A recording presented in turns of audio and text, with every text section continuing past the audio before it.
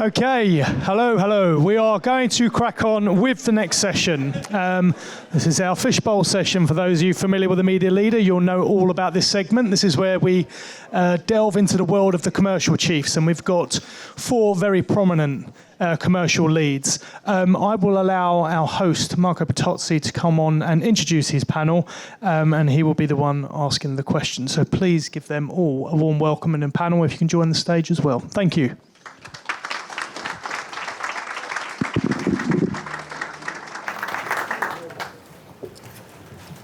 So thank you for AdWanted for dedicating half an hour to commercial and sales. Doesn't always happen at these events, and actually it's a very stressful and demanding role. We've got four incredible sales executives that, if we sort of simply put, Davina runs sales at DCM, Dags runs sales at ITV, Imogen runs sales at Guardian, and Katie runs sales at Warner Bros. Discovery. Let's get it all in there. So we couldn't have a better panel. I was asked to do this because I was thinking about it. I've worked on agency and on sales side. And when you do that, everyone always comes and says, what's it like in sales? Especially people from agency land. What's it like in sales? Could I do it? Is it difficult? So the point of today is hopefully to take the moment to ask some of those questions that maybe some of you have wanted. Who has read or been part of the Fishbowl series that the Media Leader run? A few people, not so many. Okay, so it's an opportunity for people to ask questions of senior executives like we have here. So that's basically it. Today, we have a very literal fishbowl. It's a bit of a cheap one, but it's still a fishbowl. And we've had questions submitted from all over that are in here. So we are going to dive straight in and ask the first question. I think I'd put my phone down. I do need my glasses. Okay, this is a good one actually. Sir Martin, just basically said that the world, outside of the tech platforms, there's not much room for anyone else. So if people are thinking about getting into the top jobs in sales or getting into sales, what piece of advice would you give about how have you survived running sales teams at your level? So I think I'll start with Imogen. Do you want to have a go? I don't know if I've survived or I'm surviving. Or yes, either. But I think, there's obvious things that you would say, like, you need resilience and all of that stuff, which is true. But I think the best thing of all really is just a sense of humour, because it is really tough. It's hard. There's lots of things outside your control. So you've just got to sort of keep smiling, keep going, get on with it really, and have a laugh. Is it a sense of humour, or is it about being tough and resilient? No, I'll go along with Imogen to a great extent. Churchill had this great quote during the war, how do you keep going? He said, well, I just keep buggering on. And I rather like that term, we just keep going. Sales, it's got to be optimistic. We've got to be optimistic. That's what it's about. So every day you get up and you look at the outside and you pick all the good things and you just crack on. And as for Sir Martin's 40-minute ad that he just played, I kind of say, yeah, heard it all before. Good sales person. Yeah. Davina, what about you? I think the point about controlling the controllables is the main thing. There's a whole lot of stuff that comes at you, but you can only work with what you can do something about. So tackle those and don't worry about the rest of it. Yeah. Katie? I think it's about being open-minded as well. I think things are changing so quickly. Listen to that, they're changing constantly, and that's been sped up over the last couple of years. So you have to be able to adapt really quickly and try and leverage those new partners, right? Because we all work really closely with those enormous tech companies, and they're the way that we keep our business going. So I think you just got to, and that's the great thing, right? Every day's a school day. Imagine if it was boring.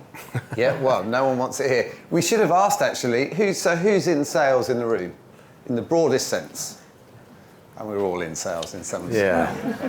And do we have many agency people? I think we're light on it. I just get the sense we're light. Yeah, okay, good. Okay, so here we go. Well, very topical. But I guess a bit of a follow-on to that. So I was doing sales during the pandemic, and it definitely felt like it changed a lot, and it was tougher. How have you thought about sales since the pandemic with people working remotely? And my impression that the difference between agency and sales was that sales really was about the lead, more so than in agency. If the sales leader was really on their game, then the team came with them. And that's obviously got harder. So how have you dealt with the pandemic? Maybe start with you, Katie. I mean, I think we're all really glad to be back in the office, actually. My team really love being back in the office. So, we survived during the pandemic. We tried to make sure we did things that still felt the same. We would still have drinks on a Friday afternoon, just in our, at home. Yeah. We would, try and do things that still made us feel like we were together, even though we weren't. But you can't replace being in the same place and being able to share, learn from each other, share good ideas, share good news. I mean, there's nothing better than being in the office when you get a big deal done. So I think in that sense, it's kind of stayed the same, right? We are people by nature, if you're in sales, I would argue. And so being surrounded by clever, inspiring, young people in particular, because sales is quite young as well. Just same question, but a slightly add on to that. Is sales one of those businesses that people should be in the office? And, that's what it's all about. Do you want me to answer that? We're not going to go down and work. You be unpopular. I'll be really honest. Yes, absolutely. Sales, look, the pandemic is one thing, because the pandemic went through various stages. First of all, that sort of nervous excitement at the beginning when we all sat at home going, what the fuck? Is this going to work? And you kind of just, and then it went into a sort of a routine, and then it went into, oh my God, how long is this going to go on? And so that was roughly, I think, the 3 stages of it. Getting people back into the office. Look, I believe that ultimately this is a creative business.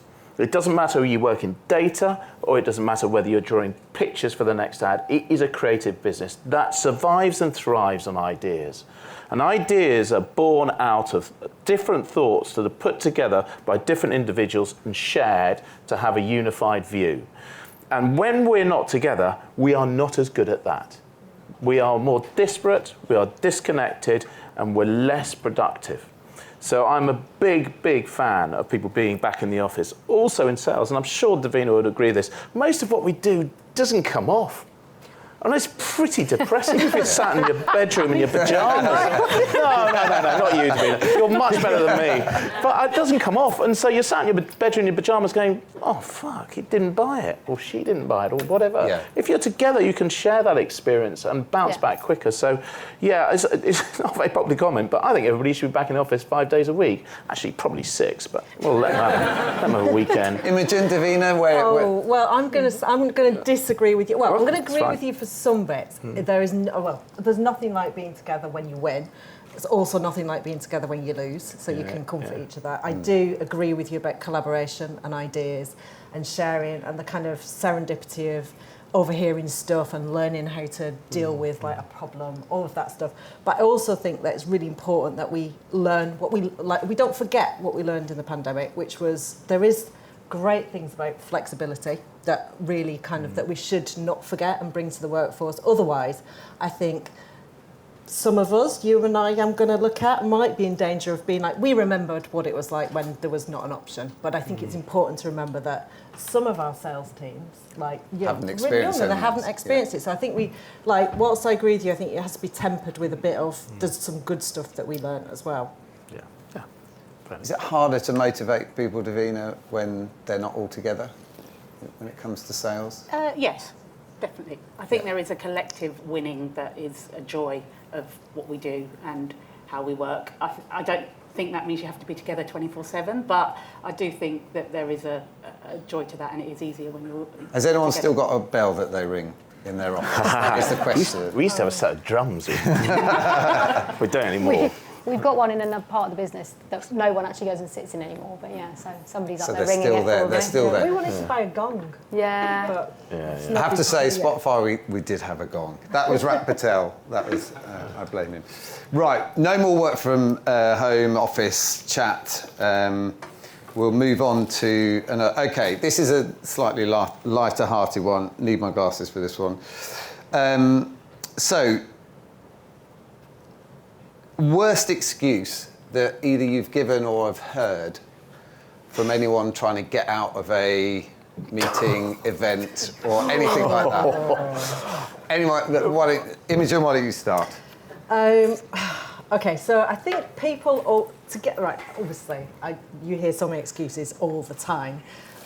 We had an event this morning that some of you came to, and we had some excuses then. I think excuses always come when someone blames the person who is like above them. So for us, like with agencies, agencies always blame the client. Yeah. Right? It's always like blame somebody that you pitch. know it's not my fault, and therefore sort of get out of that. But in terms of like what staff have said to me, oh my God, I mean, so many excuses, and I think that because of the pandemic, they're kind of getting like worse because there's a bigger expectation on like people to have their own lives, like, you know, to have like sort of, but it's almost like sometimes I feel like they are my customers, like people that work and they expect shit back. Yeah. I think so that brings up a lot of excuses, but I can't think of a terrible one right now. Dags, you look like you've got a whole list of them. Okay, don't tweet this. This is not for tweeting because this story's on me. But I'll tell you what did happen to me in the meeting, which is probably the best excuse for getting out of it. I don't like to write with a pen. I write with a pencil. And I particularly like the pencil, you know, you click and the leg comes out. It's got a little rubber on the end. And I was in a board meeting and it was quite dull, but it was very important, obviously. And I had an itch in my ear, so I stuck my little pencil in my ear. I thought, oh, yeah, that's good. And I pulled it out and fuck, the rubber's gone. So I was like, shit, what am I going to do? So I put my finger on my ear, found the rubber, I thought, I'll try to get it out, like this. Pushed it further in. I thought, oh, Jesus, I'm now deaf in one ear and I've got a rubber stuck in it. What am I going to do? So I texted my PA and said, Pants, go down to the chemist and go get a pair of tweezers, then bang on the door and say I've got an urgent call and we'll try and get this rubber out of my ear. Anyway, she bangs on the door, go out, and I'm trying to get this. By this time, the rubber's firmly inside my brain. I'm thinking, Jesus, I'm going to die. So I had to go back in to the meeting and say, I'm terribly sorry, I've got to go to hospital. And they said, why? And I said, well, I've got a rubber stuck in my ear. So that was my excuse. And the funny thing was, Mark, I sat next to a kid in casualty who had a saucepan on his head. I thought, that's about it. That's my excuse. Yeah. Davina, okay, that's not you've tweetable. got one up your sleeve? I think the one that's slightly linked to the whole coming back after the pandemic thing is that it does happen quite often where someone will be sitting in reception for about half an hour and then they get the message that that person thought that it was a remote meeting. And good old remote versus... Yeah. The pandemic, let's face it, has created more excuses than we know what to do with. Right, okay, so what have we got? Well, I don't think we've talked about AI enough today. I actually don't think we have. I don't feel like everyone's been... Have I been in the wrong sessions? I probably have. So maybe a similar build onto one of the earlier questions, I guess. But like, why won't sales just be replaced by AI? What are the fundamental things that are going to make sure that sales teams all over London and beyond are well and truly have a future in sales? Who wants to start? Anyone? Davina. Because people buy people, frankly. And even in Sir Martin's very long chat about why he thinks AI is so important, the thing he came back to at the end is it's all run by really smart people. And whether those jobs change slightly and things look differently, maybe, but I still think people buy creativity and they buy into the people that are delivering it and that they trust to deliver on that product, that service, that message. And so I think what it will do is make your sales teams day-to-day slightly different. But, you know, if you think of every bit of tech that has come out in the last 20 years that I've been working, none of us have less people working in our teams. None of the agencies or the clients have less people. The jobs just change and adapt and they focus on something different. So hopefully it will just enhance what they're doing, but I think you're still going to need people behind it. Imogen? Yeah, I'd agree. Like the best bit of sales is that when you persuade somebody of an idea or something, you get a real kick from it. And actually, like AI can help like get all that information together. But in order to actually deliver it with a smile, I think, and like to sort of interact with somebody, you just can't replace that. I read this thing the other day about AI being kind of like that, AI can get your attention, but it can't get your intimacy. And actually, it's about intimacy when people buy stuff. So I think we'll always have salespeople. And it will enhance the product as well. I mean, we have a lot of live sports. We own TNT, we own Eurosport. We have a lot, and some of that sport, it's really hard at the moment to know, without lots and lots of people manually pressing buttons, when is the right time to put a client's message in there. Whereas we're looking at AI to try and help us access some more of those environments in a way that won't crash into someone scoring a goal, but like just opens up new opportunities for brands to get closer to those times and those moments which are really important. So I think it does open up lots of opportunity.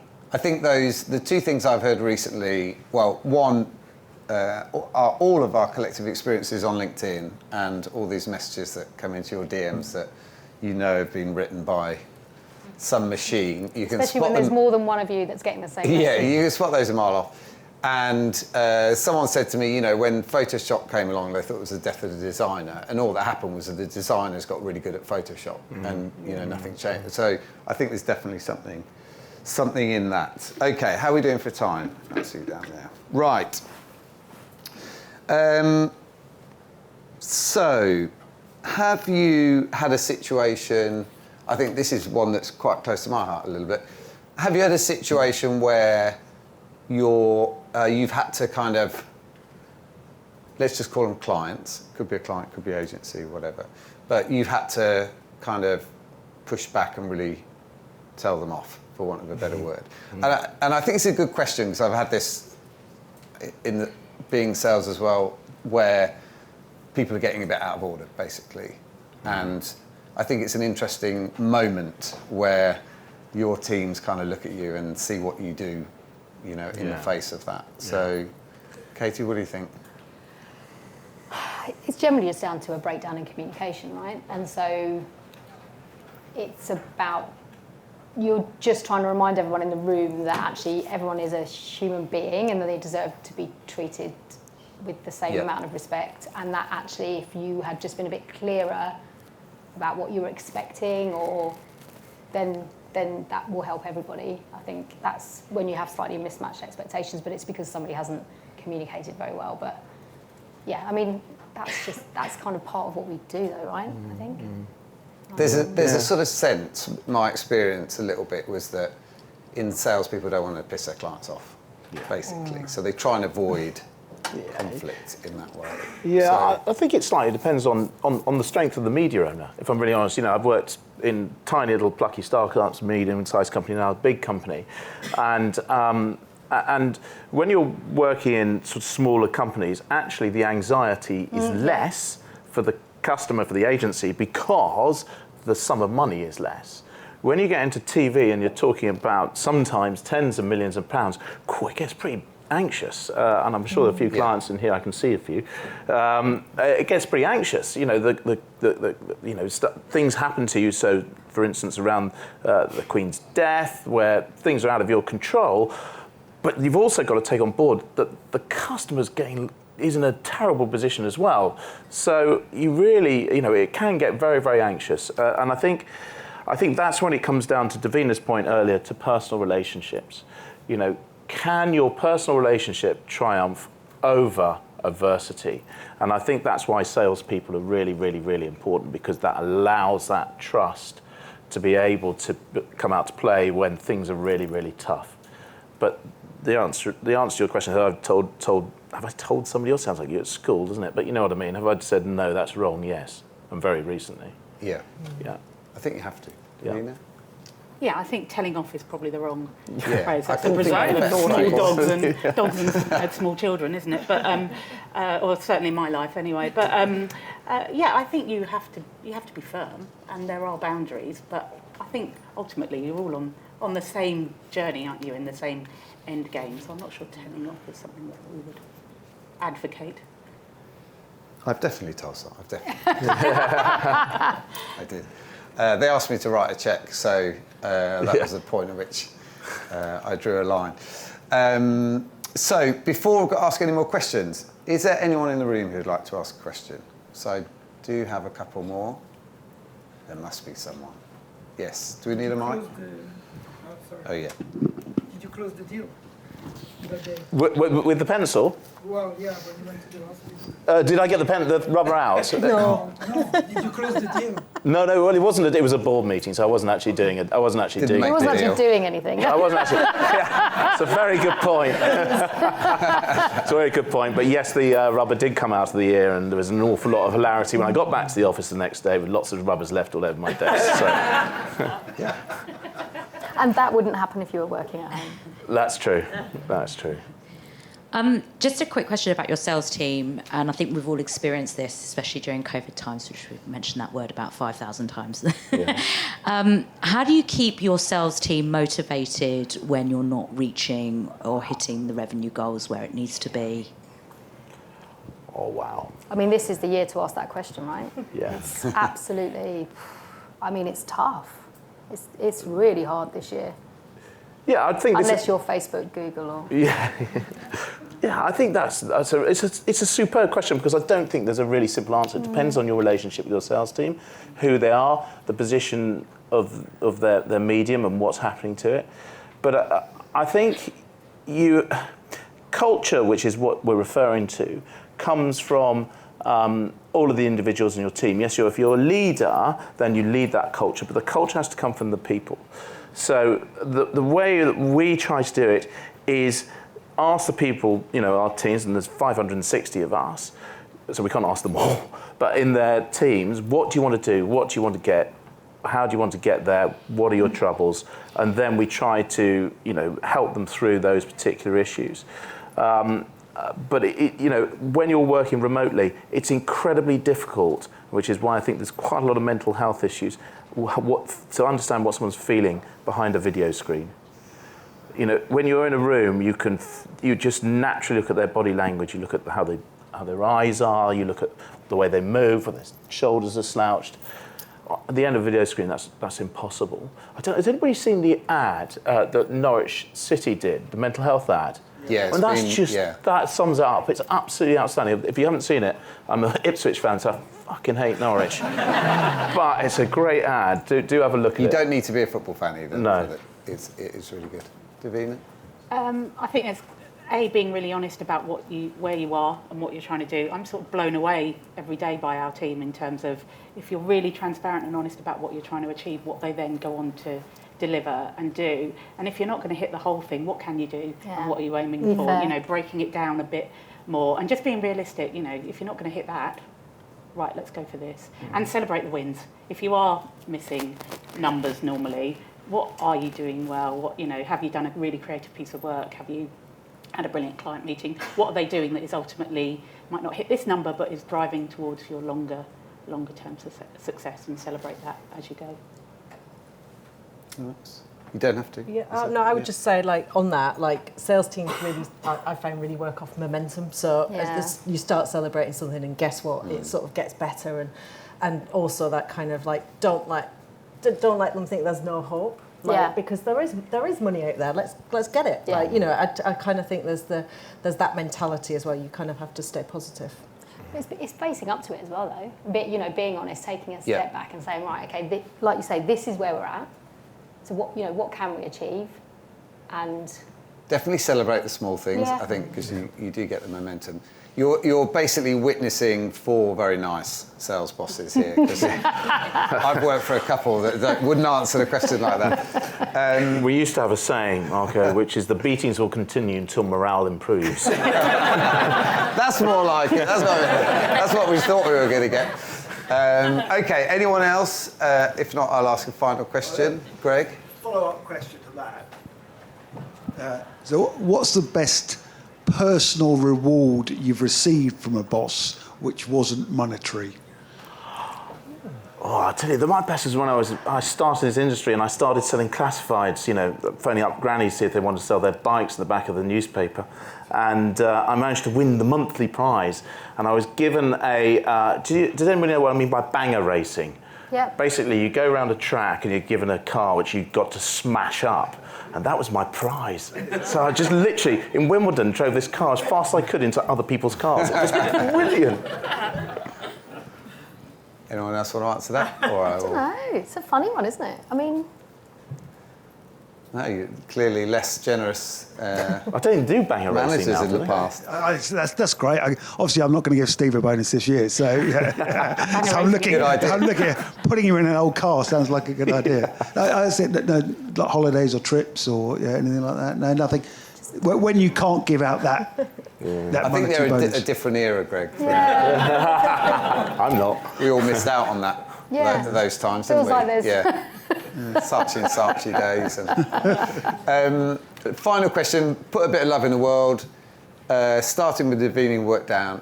When you look at the whole sales landscape, who do you look at and go, they're really good? Obviously, present company excluded. Present company excluded, obviously. I would say, it would be, I don't know if it's more embarrassing if they're in the room, it might be. Ruth Cartwright at Sky Media.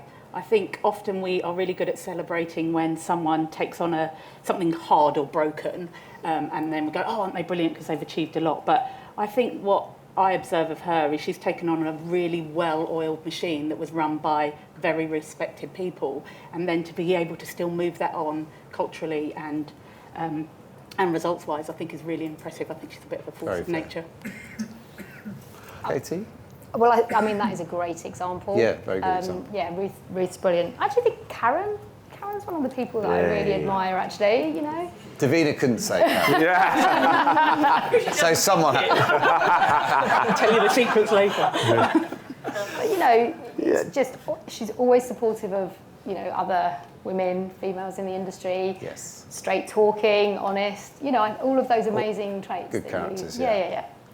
Imogen? My best salesperson is also in the room, but I won't embarrass anybody. But I would say that the best salespeople are always the people that just keep the message really simple. If you can listen to somebody say a really simple sell, you're always going to buy it. So for me, this is a bit of a weird one because she definitely doesn't work in our industry, but the best salesperson I ever think is Kim Kardashian. Yeah. Every time I see her on telly or anything, I kind of think that is how you sell. Yeah. She's on message. Does it have to be? I think actually the best salesperson I know isn't a salesperson, and that's Sir John Hegarty. The way, I've seen a few of his pitches, the way that he talks through what he sees and how he does it and how it's going to bring about, it's just, I mean, I'll buy it. But he's very, as Imogen was saying, he's very sort of singular of thought as well in terms of how he, he's very clear about what he's doing. But I think if any agency person thinks they're not a salesperson, they don't understand actually what they do most of the time. 100%. Because I'm an ex-agency person as well. You are absolutely selling. I agree. Everyone is in sales in agency. It is slightly different though. The pressure of relentless numbers is slightly different. The show me the money thing doesn't have quite the same. Well, listen, thank you. We're out of time. Brilliant panel. Thank you very much all for giving up your time. And thank you.